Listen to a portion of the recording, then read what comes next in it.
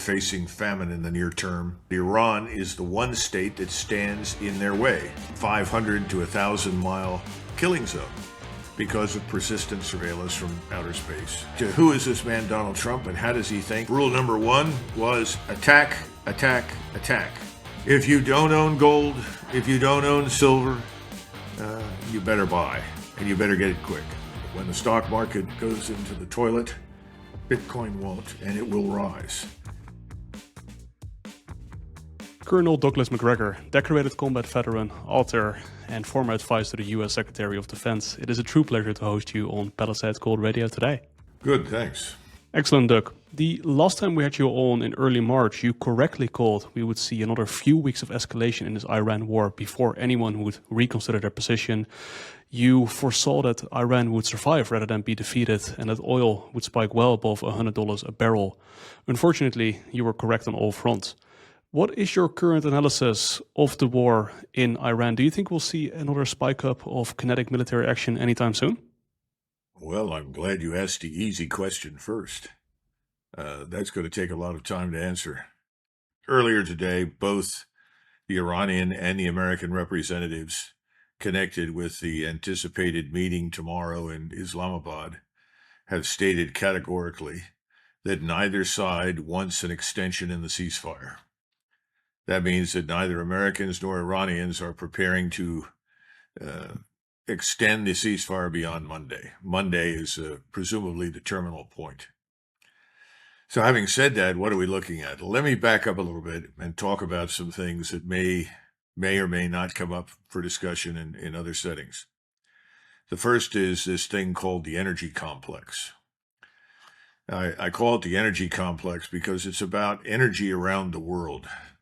What we've witnessed is the sort of collapse of the energy providing system on a global basis, all because roughly 15 million, some people say more, but at least 15 million barrels of oil a day have been taken off the market. Some people say it's 20. It depends on how far back you want to go, but certainly before this war started, 15 million is a pretty accurate number. Now, what does this mean? It means much more than what we traditionally associate with energy. Right now, 35% of the global fertilizer market is gone.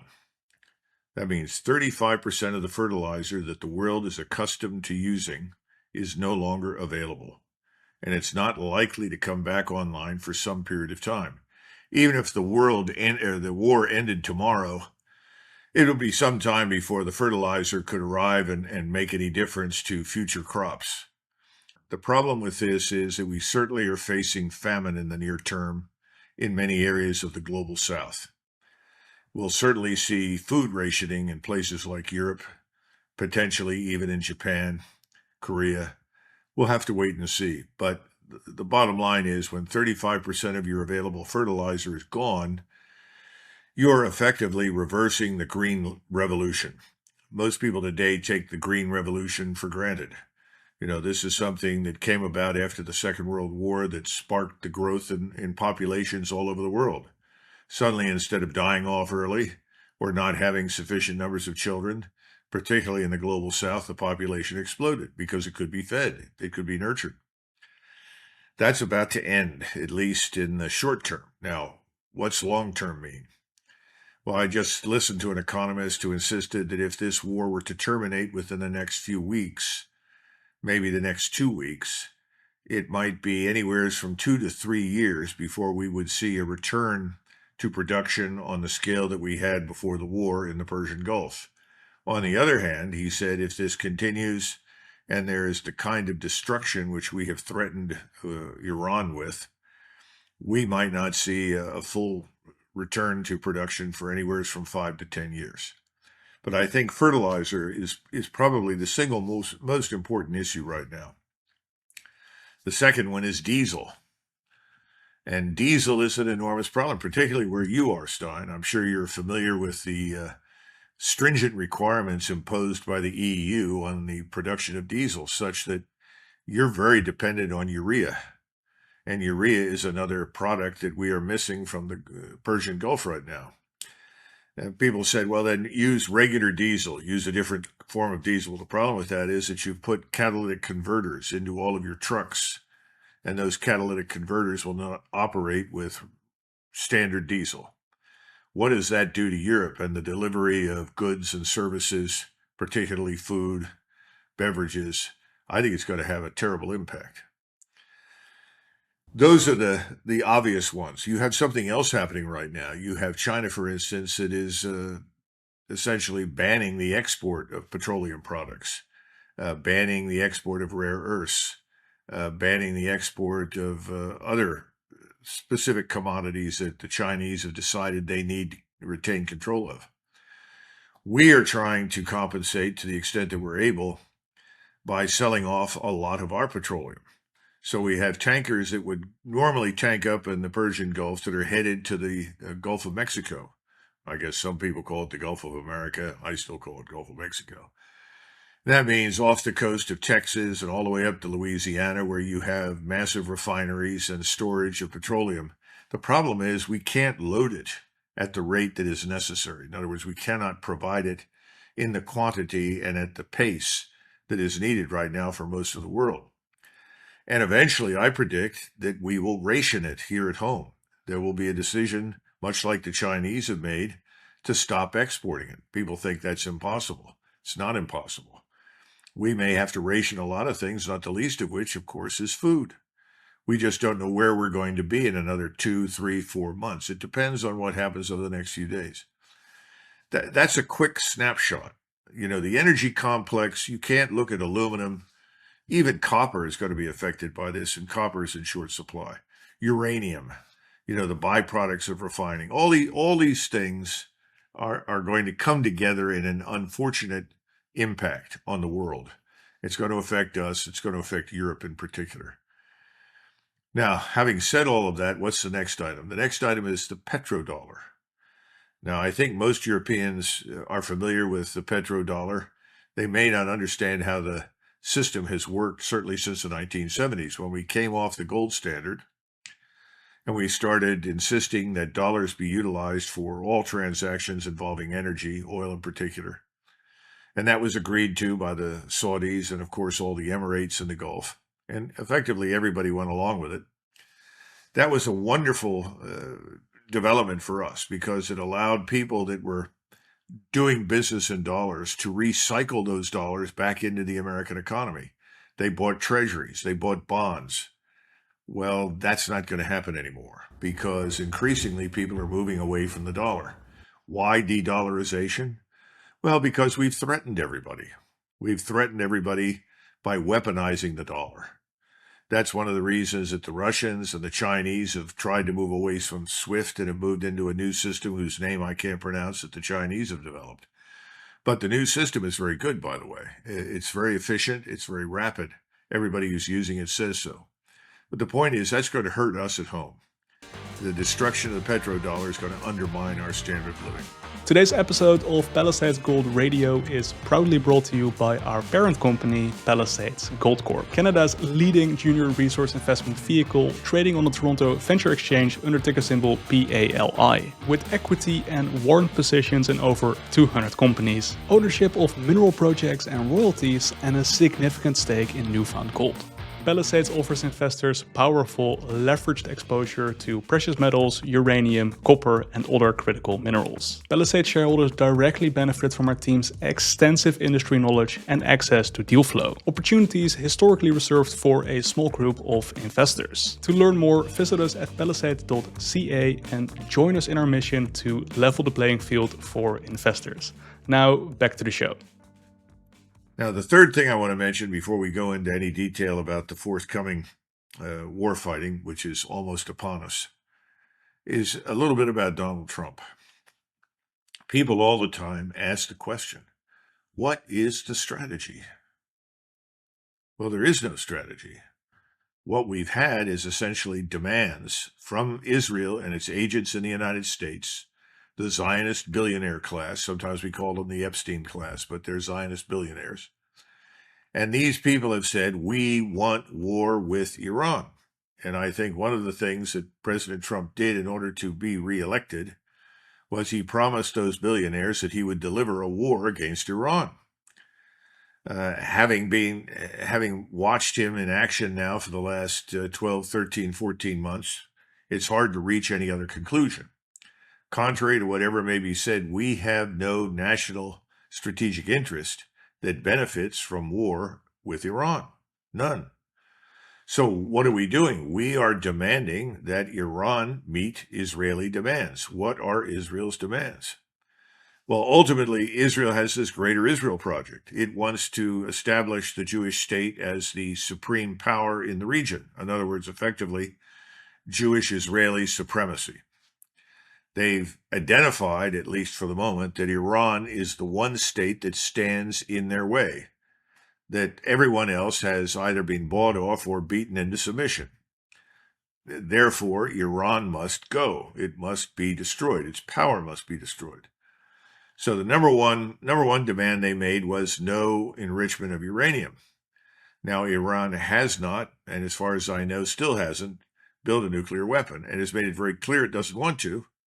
But that hasn't made any difference because they've been telling, I'm talking about the Jewish state and the agents in the United States. They've been insisting that virtually every year, month after month, Iran is within 2 weeks of a nuclear weapon. Iran is within days of a nuclear weapon. Iran is within hours. And oh my goodness, if they get that, they will immediately launch nuclear weapons at everybody, the United States and anybody else they don't like. There's no evidence for any of that. But if you say things long enough, people unfortunately have a habit of believing them. And the people in the United States who believe that nonsense are boomers, people of my generation. They are the ones that believe it. People younger than me, people down in their 40s and 30s don't buy it for a second. But that's being the president's argument.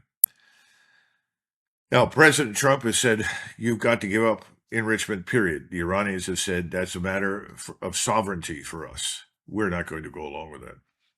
Secondly, you've got to cut way back on your arsenal of ballistic missiles. Specifically, any long range, and from the standpoint of Israel, anything that can reach Israel is long range, ergo, it must be eliminated. So if you're an Iranian, that means you have to live under the constant threat of Israeli attack and you have no means of deterring it and protecting yourself. So that's off the table. Absolute impossibility. Then the last demand that the Israelis have made is that the Iranians cannot cooperate with their co-religionists, their friends in the region, whoever they may be. In other words, Iran must live in splendid isolation from everyone in the region and obey the diktat of Israel. Well, that's unacceptable. So where are we going to go? We're going to hold talks on Thursday. The two representatives from the United States will include Mr. Kushner and Mr. Witkoff, both of whom are widely regarded as Israeli agents or assets. So the expectation is that these talks will go nowhere. That means the war begins again when the ceasefire ends, and that is supposed to end sometime on Monday. Now, could it end earlier? Yes, depending upon what happens at sea, and that's another dimension of this complex problem. We are now trying to blockade the Persian Gulf and essentially the Iranian coast.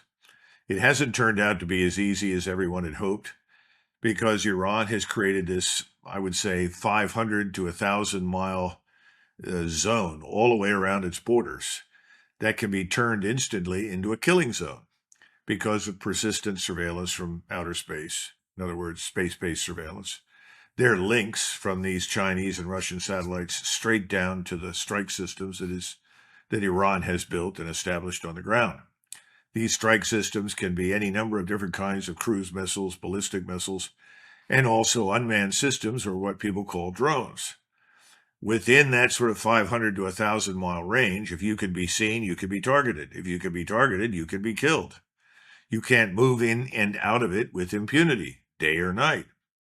This is an enormous problem for the United States Armed Forces because unless they are willing to risk war with China and Russia by attacking their satellites with missiles launched from aircraft at high altitude, which could be done, you're stuck. You can't defeat it. You can't jam it effectively. You can't stop it. So this means that before we go into this next round, we have to take this into account. And that means you have to move the fleet away from the danger area. And if you're planning on using ground forces, and we seem to be bringing more into the region, that seems to be on the agenda. That's going to have to be done very carefully. I think this brings us to what's next. And I think what's next is a massive air and missile campaign that begins sometime on Monday that is designed to destroy the Iranian state and cause the disintegration of the Iranian society. That's what you're talking about. You're not talking about, we want to get the Iranian Revolutionary Guard Corps. We want to destroy the leadership. We want to make life tough on the population. No, we want to destroy Iran. This is catastrophic in my view, because it won't work. It's not going to work because many of the losses that the Iranians have sustained, they've made good on. It's not just the United States and its armed forces that are replenishing, rearming, refurbishing, and preparing for the next round. The Iranians have done the same thing. And the Chinese have brought in additional missiles and radars and equipment they need. The Russians have shown up with lots of humanitarian aid, but they've also shown up with other technologies that are essential for the success of an integrated air defense. There is actually the very real possibility that this time around, the air defense network will work infinitely better than it has in the past. That is for Iran. Now, how many missiles do they have left? I've seen different estimates. One is 45 to 50,000 unmanned systems or drones that can be launched from anywhere in Iran against targets within the range that I mentioned to you before. They are intact, they're ready to go, and they can actually manufacture more underground. Then you have missiles, and we think somewhere between 15 and 20,000 ballistic missiles and cruise missiles remain. All of these, once again, can reach any targets inside those areas. And then there is now an air defense network that didn't work very well until nearly the end of the last air and missile campaign. And now I think will work a little bit better, with the result that we will be unable to penetrate the airspace everywhere over Iran with impunity. It's going to be tougher. This places a huge premium on the weapons you use. You want joint air-to-surface missiles, JASSMs. We expended 1,000 of them during the first air and missile campaign. I don't know how many more we have to shoot.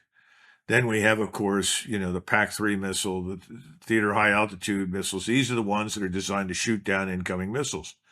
No doubt we have shipped whatever we can afford to the Israelis to try and do a better job of protecting Israel at this point.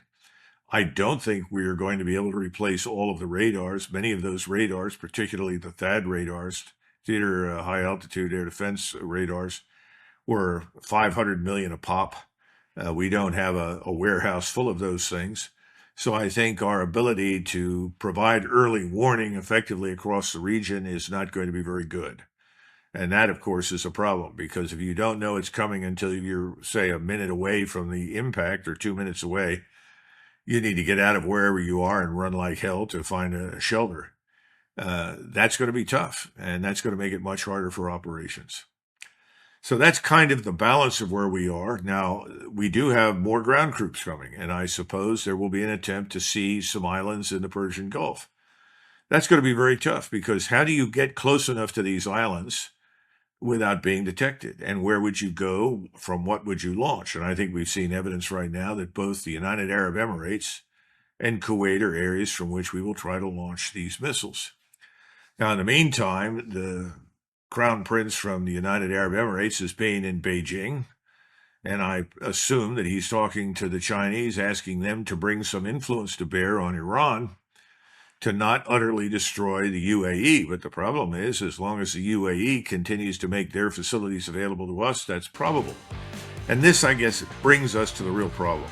With gold trading at new all-time highs, gold producers are printing money. And this means that for the first time in years, money is beginning to flow into exploration. This is a trend that we at Palisades Gold Corp have long anticipated, which is why we spent the last decade assembling the largest junior held mineral claim package in the United States through our subsidiary Made in America Gold Corp. Made in America Gold Corp holds over 700 square kilometers of prospective ground, located exclusively within America's most prolific gold mining trend, the Battle Mountain Eureka trend. Made in America's properties are nestled amongst several of Nevada's largest gold mines and resources, making it highly prospective for a potential discovery. To find out more, visit palisades.ca and join us on our mission to make Nevada's next multi-million ounce gold discovery. Now, back to the show.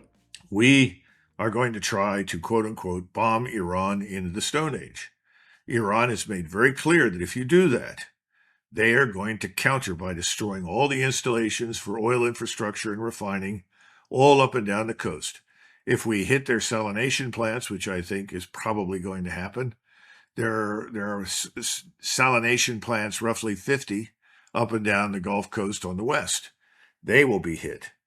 If they strike Al Jabail, one of the biggest ports in Saudi Arabia, where you also have both a desalination plant as well as major oil infrastructure, that could be catastrophic for Saudi Arabia. And then, of course, you have the pipeline. And I've actually driven the pipeline in Saudi Arabia. I know exactly where it is.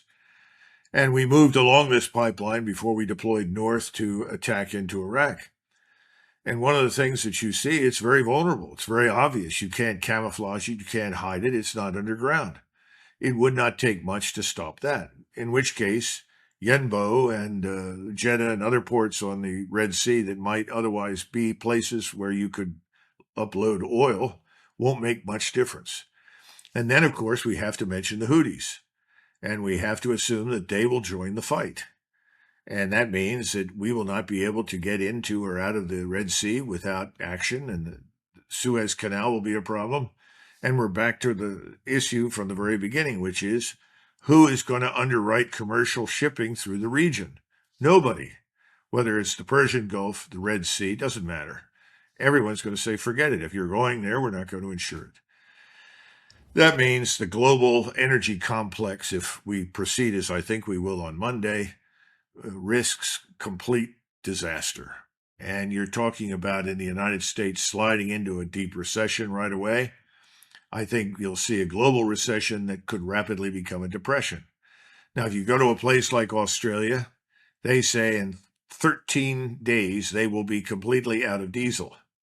They shut down their refineries. They went crazy with the environmentalists decided to shut those refineries down. So even though they had some petroleum on hand, they can't refine it. So Australia's in a lot of trouble. You have similar situations in many other countries. My point is, this is a disaster that will ensue and will last for years. It will be years before people recover. And the question is, who is going to risk going into the Gulf to repair any of this? And if they do, what sort of agreements have to be reached between Iran and its neighbors in the Arabian Peninsula? And I think those agreements will result in our permanent expulsion, we, the United States, from the region. Now, how do you stop all this? Well, if you're Donald Trump, you pick up the phone and you call Mr. Netanyahu and say, I've gone as far as I can't go any further. This has to stop. Will he do that? I see no evidence that he will do that. In fact, I see a lot of evidence that we're busy trying to make Mr. Netanyahu happy. And there is a fear that if you don't make him adequately happy, you, as the President of the United States, could be removed or worse. So this brings me back to who is this man, Donald Trump, and how does he think and how does he live? And I think you've got to go back to a man named Roy Cohn. Roy Cohn was a very famous man, famous for his vindictiveness, famous for his intelligence, and famous for his, let us say, demonic tendencies. He seems to have been the mentor for Donald Trump for many years in New York City. He had 3 rules for life. Rule number 1 was attack, attack, attack. Rule number 2 was deny, deny, deny. And rule number 3 was whatever happens, declare victory. You're a hero. You were successful. You won. Those were Roy Cohn's rules, and I think those rules were internalized by Donald Trump. If you sort through his book, The Art of the Deal, you'll see plenty of evidence for it. The man is a marketing genius, and he stops at nothing to persuade you that he is winning and things are great. And he will lie until, the cows come home, if necessary, to make you feel that way. This is what people in marketing do. They don't tell you the truth. And when the truth is ugly, only a lie can be beautiful. And right now, the truth in the Gulf is ugly. The notion that the United States Navy can sail with impunity through the Strait of Hormuz, declare victory, and say, hello, we're here, we control it, is absurd. And I'm sure Admiral Cooper, who is the commander of Central Command, knows that. Last point, and then I'll shut up, and you can think about what you want to discuss next. If you don't own gold, if you don't own silver, you better buy, and you better get it quick. Because if I'm right, gold will go way up to $6,000 an ounce. So it's not going to sit where it is. The slight pullback in gold is just that, a slight pullback. Wait for the stock market to crash, because if this takes off the way I think it will, that market will eventually catch up with reality. Right now, there's a disconnect between what I would say is paper reality and physical reality. Physical reality always wins. At the moment, Wall Street is consumed with paper reality. But I'm telling everybody, and whenever I speak, I tell people this, I might feel like a broken record, but I also listen very carefully to Rick Rule, whom I respect immensely, and he tells you the same thing. Get into the hard assets and stay in cash. Now, that doesn't mean that the cash is always going to be perpetually valuable, because we face another problem. It's called inflation. Wars breed inflation. That's why you don't fight the damn things unless you're compelled to do so. And inflation in this country, in the United States, is rising. And I think we're going to see that elsewhere as a result of this war. All of these things mean hard times. So you got to get ready for it. The good news is for us in North America, if the Canadians and the Americans can get together and put their heads together, we can avoid a lot of misery in the future if we focus on investing in the right things. We can be largely independent of the world in all the areas that I've mentioned. That's what Americans and Canadians, I think, know, but they don't know how little their respective governments have invested intelligently to make that possible. That will now have to happen. And when the rationing starts, the prosperity dies, the standard of living falls, people are going to say, wait a minute, why don't we have X number of refineries?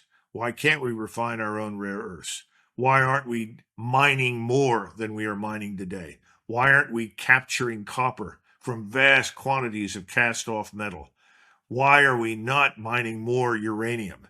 I mean, we just go down the list. They're just going to say, wait a minute, what's this? And what are we doing with our oil resources? What are we doing to further exploit it? All of that's coming. But it's a shame that it has to happen this way, because a little strategic planning with an eye on more than the next quarter's earnings could have helped us a great deal. But that's not our nature. Doug, that was a masterclass of situational analysis, truly outstanding, and you took out so many follow-up questions. But talking about that difference between the paper reality and physical reality, like you outlined earlier, there's such a wide discrepancy currently between oil futures. Currently, WTI is trading at around $92, $93 a barrel, while the physical barrels go for $30, $40, sometimes even $50 higher. What is that difference? And are energy markets just significantly too complacent on reality on the ground? I don't think it's the markets. You got to look at the people who trade in it. Who are the people who are engaged in futures? Who are they? They're the people in New York City. This is the financialized economy where nothing is real. Everything's a transaction fee. Everything's a bet. It's a big casino. That's all going to go away. We're very shortly going to be in a position where you either have the oil or you don't, whether you're producing the products that you need or you can't. That's why I'm saying that there's a disparity. It's not going to stop until Wall Street wakes up and recognizes, oh my God, what has this president done? Why are we doing this? They're not there yet. And they're not there because they're still listening to President Trump. This is the man who sends out X posts at 2 a.m. that are incoherent. I've talked to Xi. He's my pal. He's my friend. We hug each other. We love each other. And he can't wait to join us to open up the Gulf. What? That's just bunk. That's complete nonsense. China is the wild card here. No one really knows what the Chinese will do, but we know one thing. Their tankers are sailing through the Strait of Hormuz. And on the stern of every tanker is a big sign. This is the sign to Washington and the United States. Do we want a war with China? I don't think so. But if we're not careful, you could get one. And this is the problem with anything at sea. You're a Dutchman, so you understand what it means to be a maritime power. The Netherlands was the great global maritime power until you ended up in a war with the British, and eventually they dethroned you. We can talk about that sometime. I don't think that was very fair, but that's another subject. Anyway, the point I'm trying to make is that we are primarily a maritime and an aerospace power. When things go bad for us, we leave. And we will eventually leave. That's what we did in Vietnam. That's what we did in Afghanistan. And for the most part, we've done that from Iraq. I feel sorry for the poor souls that are still in Iraq right now, surrounded by enemies, given that Iraq is effectively an ally of Iran. But we're not catching up with reality just yet. So I think we're going to have to go through this next round, and it's going to have to be made abundantly clear that we are not on the edge of victory. This war is not going to end on our terms. When that hits home, I think you're going to see the market do this. Because it's psychological. Everything that happens in the market is psychology. I mean, all you have to do is look at when do people invest? Oh, well, this is a great stock. It's soaring. Everybody runs out to invest. Wrong. That's not when you invest.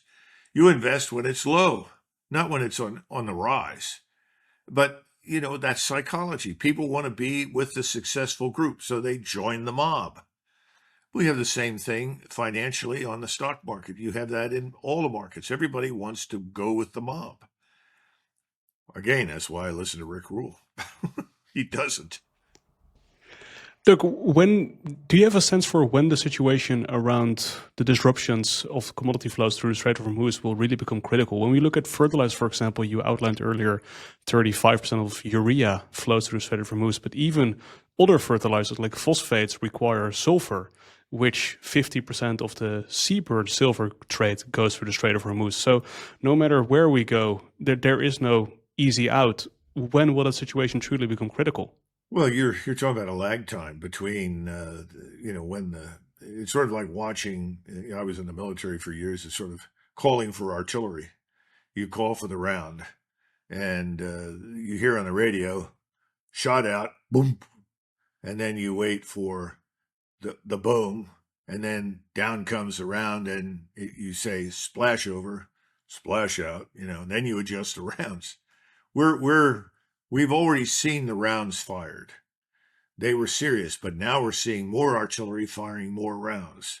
It's going to be a little while before they finally fall to earth. So what is it? 3 weeks? 4 weeks? 5 weeks? This impact is going to be felt for months, years. But the impact by June, I think you'll feel some nasty, nasty tension in the markets. Here in the United States, we're watching the price of gasoline rise. And President Trump was on this morning and last night. He said, I think it'll be okay. Maybe a little higher by November, but might be a little lower. This morning he said, no, it's going to be lower. It's not going to go higher. Look, I think people are telling him privately, boss, this is a stinker. You need to end this thing. Some people have undoubtedly said that to him, but not enough. And he hasn't decided yet. And we're back to his 3 rules that stand in the way of rationality. And rationality dictates an immediate end to this thing. Every world leader who cares about his population, remember what we all have to do in every country. The leader of every country has to do the following 3 things. Protect the country, shelter the population, feed the population, okay? You got to do those 3 things. And every leader in the world who cares about the situation right now, Tokyo, Seoul, Beijing, switch over to Europe, Paris, London, Berlin, wherever. Then go down to Rome, Talk to people in Africa. Africa is very vulnerable because they're part of the global south. They don't have much surplus down there. They live on the edge far too much. They all need to exert pressure on the White House. They need to go straight to the top, to the president, and say, listen, whatever your goals may have been, this must end. This is why. If for nothing else, for humanitarian reasons, for humanitarian grounds. But again, I go back to Roy Cohn's 3 rules, so I don't anticipate that happening. Are we bound to go further down the road of resource naturalism? I mean, even when you look at helium, 30% of that historically flowed through the Strait of Hormuz. Now that's been cut off as well, of course, used for semiconductor processing, aerospace, etc. Now, Russia recently announced an export ban on their helium, which they acquired from their natural gas reserves. Is that a direction we'll see further of? China, before this war, banned exports of antimony and tungsten. Will just continue to go down that route? Of course, absolutely. The Chinese are pointing the way. They've already said we're not exporting the following things. I think you're going to see that worldwide. People are realizing, they've been enjoying a way of life that is gone. There's no certainty or stability in any of it. One great power, led by one man who is unbalanced, can utterly dismantle everything if he's allowed to do so. That's the lesson from all of this. So you're absolutely right. Resource sovereignty is key. That's my point on the United States and Canada. North America can become a bastion of resource sovereignty. And we can do it faster, better, and more effectively than anybody else. But here's another problem. You got to cut defense spending. The maniacs are talking about 1.5 trillion for defense. Now, a friend of mine who's much better at this than I am, he worked for years in the Department of Defense. He says it's not 1.5 trillion. It's 2.5 trillion, because you have to look at all the ancillary expenses, all the externalities for the marketplace. I mean, you're going to end up with a much, much more money going into that. Well, that makes a small minority of people in the United States wealthy. But it's not a good investment. There is no salvage value to most of that material. Now, if you go back to President Trump's first term, he was very different. He said many, many things were very different. Yes, he talked about energy. He said we have to develop our energy to the maximum extent possible. Then he said agriculture. We have to develop the agricultural sector. I don't think he ever talked about mining the way he should have, because I don't think he was aware of it. I don't think he understood the impact of rare earths and a whole range of other minerals. But today, when I talk about agriculture and minerals, and mineral mining and development and so forth, refining and dissemination. And then finally, high-tech manufacturing. And that's what you just hit on with the helium. He was very interested in building plants here in the United States that could do what the plants in Taiwan do. He actually went to the man who was an American originally before he went to Taiwan. He was of Chinese extraction, but he was an American, and said, look, I want you to build in the United States. All of that went away when he left office. He was trying to put it in Arizona, but one of the points that was made at the time by the Chinese owner, and I just don't remember his name right now. He's a brilliant man. And he said, you've got a problem in the United States. You don't have sufficient human capital concentrated in an area where we could build this plant and produce the microcircuitry. Well, Trump just flew into a rage. But that's the other aspect of this thing that we've ignored for a long, long time, and that is an effective educational system. I think the best way to look at the United States, I'm not an expert on Canada. Somebody from Canada needs to talk about this, but I think we are at the end of this 80-year cycle. Starting in 1945 with the end of the war, we had ended up, quite by accident, I would argue, with this enormous scientific industrial base. I mean, who knew that Ford could turn around and produce in a factory that was a mile long thousands of bombers every month, the way he produced automobiles? Nobody thought about that, but he did. Also, people didn't realize that all the manufacturing that we built during the war could then be turned around and utilized for domestic and commercial application. So we did it without understanding how we got there and why this was so good, and we just sat on it. It's sort of like here's a brand new generator, and you get the generator, you plug it in, it works. And this is super, thanks so much. Where do I put the gas in? Oh, over here. But he never reads the manual. He hasn't figured out that every 3 or 4 hours he's got to change the oil. And so eventually what happens? The engine seizes up and stops. That's a pretty good analog for where we in the United States are. We've been on a free ride on the basis of something we never built. And we didn't understand how it was built. And we haven't thought about building anything else. I mean, that's the incomprehensible thing. It's sort of like the Australians. Well, we got rid of these refineries. They're an environmental mess. Well, what are you going to do if you have to refine the petroleum yourself? Oh, don't worry about that.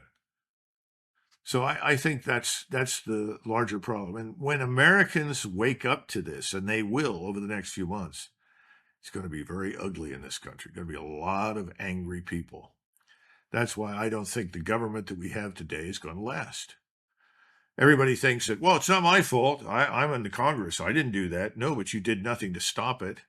You did nothing to help anybody but yourself. In other words, it's almost revolutionary in my judgment. You know, somebody asked me the other day where I was speaking, and they said, well, what do you think is the real trigger for fundamental change in this country? I said, well, that's an important question. I can only tell you historically what it's turned out to be frequently. And they said, well, what's that? I said, in 1789, the French Revolution broke out because the population of Paris could not afford to buy bread. You could have heard a pin drop in the room. Well, that's incredible. Well, it was incredible in 1789. France was the richest country in the world. It had everything. And then suddenly, it had nothing. I know you need to run soon. Do you have time for one more quick question in between? Yeah, I'll do this for you, Stijn. Just remember, I did this. Okay. I appreciate that. You mentioned earlier the death of the petrodollar. Luke Rowan makes an interesting argument that gold has actually, non-monetary gold has been the largest export item for the United States 4 out of the last 5 months. Has gold already effectively, taken up a role as a settlement currency, and should we expect this trend to accelerate? I think gold is the reserve currency for all intents and purposes. It's no accident that the Chinese have opened a vault in Riyadh, and they have a vault in Hong Kong. Now, after the war is over, they may want to reconsider where they want to put that vault in Saudi Arabia. We'll have to see. But you're right. There's no question about that. The problem for us is, how much gold have we got, Stijn? We've already told the Germans we can't repatriate all their gold right now. The Italians now want to repatriate all of their gold. I think the French have gotten most of what they wanted. I don't know. And of course, Alistair MacLeod will explain the gold exchange in London, and he just shakes his head in disbelief. He said, well, of course, the gold's not here. It's why it was something that should have taken minutes or hours now takes days or weeks to transact. I think we're going to have someone that'll step up in a future government and say, enough's enough. We need to know exactly what we've got. And then we'll go into Fort Knox. We have gold buried under West Point in vaults, or at least we're supposed to. You have gold underneath the streets of New York. And you remember that J.P. Morgan was right across from the New York Federal Reserve. And so he built a tunnel between his building and the New York Federal Reserve. We know gold moved back and forth. We don't know how much. We don't know how often. That's a long time ago. That's 1911, 1912, 1913. So I think we need to find that out. We don't know. But we do know that the Chinese have accumulated a great deal, probably a lot more than they admit to. A friend of mine likes to say they're the average Indian housewife. If you take what she's got in her home for gold and you multiply it by 1 billion, there's more gold in the homes of Indian housewives than there is in Fort Knox. You may be right. I don't know. But clearly, this of course also brings into another discussion about Bitcoin. And I think that it's going to be the dearth or absence of gold that will drive us into some form of digital currency, likely Bitcoin, not as a replacement for what exists, but as an augmentation. it will have value. A lot of people say, oh, that's not possible, that's impossible. But, it's tough doing business on a daily basis with gold. Let me go downstairs to the vault, let me pull out this much gold, put it into a bag, and then run to the store. That's problematic. We know that. So I'm beginning to think that Bitcoin could well turn out to be something that, contrary to everybody's expectation, will rebound. When the stock market goes into the toilet, Bitcoin won't, and it will rise. And that may be part of the alternative to the status quo system. Now, when it comes to BRICS, that's a different matter. They may have more than sufficient quantities of gold on hand in these vaults that China is developing that would facilitate trade on a grand scale in ways that we can't. I don't know. I still think BRICS is a brilliant, innovative move, and I'm tired of people that want to fight it. I know we don't want to join it or can't join it because we don't have sufficient quantities of gold in all likelihood, but I think it's here to stay. Doug, this has been incredible. I would love for you to talk about your Substack as well as the national conversation. Yeah, very briefly, for people who are interested in reading, especially recent material that I published, but also I put a lot of material on there that has been out for years. I was talking a lot about what you're seeing now in warfare back in 2008, 2009, 2011, 2015. Also my testimony from 2015 that I gave in front of the Senate Armed Services Committee, Air-Land Battle Subcommittee. And it talks about much of what you're seeing right now. And you'll find that interesting. And it'll tell you about where I think we're headed strategically in military terms. Now, I'm also CEO, and that's called McGregor Warrior Substack. So I encourage you to go look at that. The other is we have something called the National Conversation. We began this last year, and we had our first meeting on 4 October in Dallas. And our goal was every 3 to 4 months that we would go to a different part of the United States. We wanted to bring in large numbers of people, have a series of speakers, but then what we were really interested in doing with a panel is having people in the audience stand up and tell us what they think. Now, I know that's always dangerous because if you ask people what they think, they're going to tell you. And sometimes it's enlightening and sometimes it's not. But I detect a lot of frustration out there, and a lot of people do have something they want to say. So this is why we called it the National Conversation. We're going to start holding these again, but we decided in view of the war that's come upon us to wait until this thing has resolved itself, at least insofar as America's role in it with Israel. And then we will start this again. And I think people will have a lot more to say at that point. Colonel Douglas Macgregor, thank you so much for your generosity with your time here Insights today. Great. Thank you, Stijn. Good to see you. This podcast is for general information purposes only and does not constitute investment advice, an offer, or solicitation to buy or sell any securities. The views expressed are those of the host and guest and do not necessarily reflect the views of the company or their affiliates. Guests on the show are not compensated for their appearance. Certain discussions may include forward-looking statements subject to known and unknown risks and uncertainties that could cause actual results to differ materially. Listeners should do their own research, consult a licensed financial advisor, and not base any investment decisions solely on the information discussed. For a full disclaimer, please visit our website, and for full disclosure and risk factors of any companies referenced, please see full available disclosure and risk factors on their CEDAR Plus at www.cedarplus.ca.